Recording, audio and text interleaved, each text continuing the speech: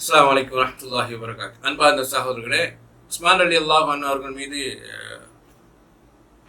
பயங்கரவாதிகள் அல்லது இந்த ஆட்சியை கவிழ்ப்பதற்காக போராடிய அந்த கூட்டத்தினர் முன்வைத்த இன்னும் ஒரு குற்றச்சாட்டு தான் உஸ்மான் ரலியல்லாஹு அன்ஹு அவர்கள் பையத் ரில்வான் என்ற நிகழ்வில் கலந்து கொள்ளாதவர் என்ற ஒரு செய்தியை முன்வைத்தார்கள். பையத் ரில்வான் என்ற நிகழ்வு என்றால் என்னன்னு தெரியுமா?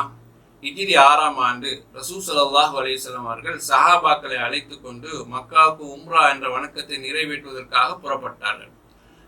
ரசூல் ஸல்லல்லாஹு அலைஹி வஸல்லம் சஹாபாக்களோடு வருகிறார்கள் என்பதை அறிந்து கொண்ட மக்கத்து தலைவர்கள் உடனே யுத்தத்துக்காக தயாராகினார்கள். இவர்களை நாம் எதிர்க்க வேண்டும் என்பதற்காக தயாராகினார்கள். ரசூல் ஸல்லல்லாஹு அலைஹி வஸல்லம் அவர்கள் உதைஃபியா அந்த இடத்தை அடைந்த உடனே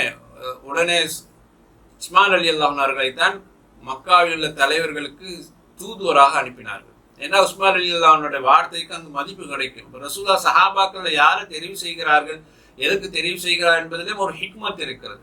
இப்போ அந்த அடிப்படையில தான் மற்ற பெரும் அபூபக்கர், உமர், அலி ரலியல்லாஹு அன்ஹும் அவர்கள் போன்றவர்கள் தெரிவு செய்யாமல் அந்த இடத்தில் உஸ்மான் ரலியல்லாஹு அன்ஹு ரசூலுல்லாஹ் தெரிவு செய்கிறார்கள். அப்போ தெரிவு செய்து உஸ்மான் ரலியல்லாஹு அனுப்புகிறார்கள். நீங்கள் போய் மக்கா தலைவர்களை சந்தித்து நாங்கள் யுத்தத்துக்காக வரவில்லை, வணக்கத்துக்காக வந்திருக்கிறோம் என்று சொல்லுங்கள், எங்களுக்கு அனுமதி தாருங்கள் என்று கேட்பதற்காக ரசூல் ஸல்லல்லாஹு அலைஹி வஸல்லம் அவர்கள் அனுப்பி வைத்தார்கள். ஆனால் மக்கத்து தலைவர்கள் என்ன சொன்னார்கள்? உஸ்மானே, நீ வேண்டுமானால் இங்கே தவாப் செய்து கொள், நாங்கள் அந்த நபிக்கோ முகமது நபிக்கோ மற்றவர்கள் தவாப் செய்ய அனுமதிக்க மாட்டோம் என்று அவர்கள் சொன்னார்கள். இங்கே உஸ்மான் ரலியல்லாஹு அன்ஹு அவர்கள் போய் இந்த பேச்சுவார்த்தையில் ஈடுபட்டு கொண்டிருக்கும் போது நேரம் செல்ல அங்கிருந்து ஒரு செய்தி பரவியது. என்ன என்று சொன்னால், தூதுவராக வந்த உஸ்மான் ரலியல்லாஹு கொல்லப்பட்டு விட்டார்கள் என்ற செய்தி பரவுகிறது. அப்போ பொதுவாக உலக நிலவரம் அன்றிலிருந்து இன்றைக்கு வரைக்கும் உள்ள செய்தி என்னவென்றால், தூதுவராக செல்பவரை கொல்லக்கூடாது, அப்படி கொண்டால் அது ஒரு போர் பிரகடனத்துக்கு சமனானது என்பது அன்றைய காலத்திலிருந்து இன்றைய கால வரைக்கும் இருக்கக்கூடிய உலகத்தினுடைய பொதுவான ஒரு நியதி. அவர் ரசூல் ஸல்லல்லாஹு அலைஹி வஸல்லம் அவர்களுக்கும் இந்த செய்தி உடனே சஹாபாக்களோடு மஷூரா செய்கிறார்கள். அப்போ எல்லா சஹாபாக்களும் இந்த போரை நாங்கள் சந்தித்து தான் ஆக வேண்டும், உஸ்மான் ரலியல்லாஹு அன்ஹு கொல்லப்பட்டது அநியாயம் என்ற அடிப்படையில் இந்த போரை நாங்கள் சந்தித்து தான் ஆக வேண்டும் என்ற நிலையை அவனுக்கு ஏற்படுகிறது. அப்போது ரசூல் ஸல்லல்லாஹு அலைஹி வஸல்லம் தங்கியிருந்த இடத்தில் எல்லா சஹாபாக்களும் ரசூலுல்லாஹ்வுக்கு பையத்து செய்கிறார்கள், உறுதி பிரமாணம் வழங்குகிறார்கள். இந்த போரில் நாங்கள் 2இல் 1 பார்ப்போம், நிச்சயமாக அல்லாஹ்வுடைய தூதருக்கு நாங்கள் துணையாக இருப்போம் என்று பையத்து செய்கிறார்கள். பையத்து செய்கிற போது கையை பிடித்து செய்வார்கள், இதுதான் அது முறை. அப்போ ரசூல் ஸல்லல்லாஹு அலைஹி வஸல்லம் அவர்கள் எல்லா சஹாபாக்கள் இருக்கிறவருடைய அந்த நேரத்தில் என்ன செய்தார்கள் என்றால், தன்னுடைய வலது கையை ரசூலுல்லாஹ் இப்படி எடுத்து இடது கையின் மீது வைத்து சொன்னார்கள், இந்த பையத் உஸ்மானுடைய பையத் என்றார்கள்.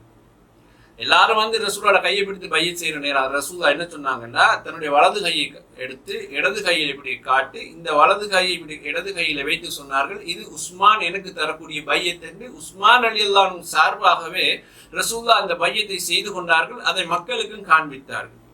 அப்ப இந்த போரில் உஸ்மானும் இருக்கிறார் என்பதுக்கு தான் அது அர்த்தம். அது மட்டுமல்லாமல் இப்படி ஒரு போர் அணிக்கு உருவாகிறதே உஸ்மான் ரலியல்லாஹு அன்ஹு காப்பாற்றுவதற்காகத்தான். அவர்தான் தூதராக போயிருக்கிறார், அவரை காப்பாற்றுவது சமூகத்துடைய கடமையை. அப்ப இந்த போர் ரசூல் ஸல்லல்லாஹு அலைஹி வஸல்லம் யாருக்காக செய்கிறார்கள் என்றால், உஸ்மான் கொல்லப்பட்டிருந்தால் அவருக்கு பழி வாங்குவதற்காகத்தான் இந்த போர் என்பதை அந்த சமுதாயத்தில் புரிய வைத்தார்கள்.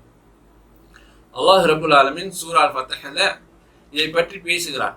லகத் ரலியல்லாஹு அனில் முஃமினீன இஸ் யுபாயிஊனக தஹ்த ஷஜரா, நபியே, அந்த மரத்தடியின் கீழ் உங்களுக்கு பையத்து செய்தவர்கள் மூமின்கள், அந்த மூமின்களை அல்லாஹ் பொருந்தி கொண்டான் என்று சொல்லி அல்லாஹு தஆலா அதை வசனமாகவே இறக்கி வைக்கிறான். ரசூல் ஸல்லல்லாஹு அலைஹி வஸல்லம் அவர்கள் சொன்னார்கள், இந்த பைஅத்து ரில்வானில் கலந்து கொண்ட எவரும் நரகம் போக மாட்டார்கள், அவர்கள் தான் இந்த பூமியிலே மிகச் சிறந்தவர்கள் என்று ரசூல் ஸல்லல்லாஹு அலைஹி வஸல்லம் அவர்கள் அன்றைக்கு சஹாபாக்களுக்கு சொல்லி காட்டினார்கள். அப்ப இந்த பைஅத்து ரில்வானுக்கு பிரதானமான காரணமாக இருந்ததே உஸ்மான் ரலியல்லாஹு அன்ஹு அவர்கள் தான். அப்ப அவங்க பிரதானமாக காரணமாக இருந்ததுனால தான் 7 வானத்துக்கு அப்பால் அல்லாஹு தஆலா இந்த வசனத்தை இறக்கி இந்த மூமின்களை பொருந்தி கொண்டதாக செய்தியை சொல்கிறான். அப்ப எவ்வளவு பெரிய ஒரு அந்தஸ்து அந்த இடத்தில் உஸ்மான் ரலியல்லாஹு அன்ஹு மூலமாக கிட்டத்தட்ட 1400 சஹாபாக்கள் அல்லாஹு தஆலா பொருந்தி கொண்டார் என்ற செய்தியை அறிவித்து இந்த பூமியில இன்றைக்கு வரைக்கும் அந்த வசனத்தை நாங்கள் ஓதிக்கொண்டிருக்கிறோம். ஆனா இப்னு சபாவுடைய கும்பல் என்ன சொல்லுது என்றா, இல்ல அவர் அந்த பையத்து ரில்வான்ல கலந்து கொள்ளல,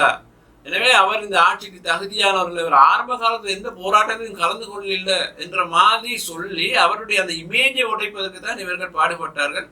ஆனால் அது அல்லாஹு தாலா கியாமத்து நாளைக்கும் வரைக்கும் புகழக்கூடியதாக அந்த குர்ஆனுடைய ஆயத்தை இறக்கி உஸ்மான் ரலியல்லாஹு அன்ஹு அவர்கள் கண்ணியப்படுத்தி இருக்கிறார் என்பதை அறிவுஜீவிகள் புரிந்து கொள்வார்கள். அஸ்ஸலாமு அலைக்கும் வரஹ்மத்துல்லாஹி வபரகாத்துஹு.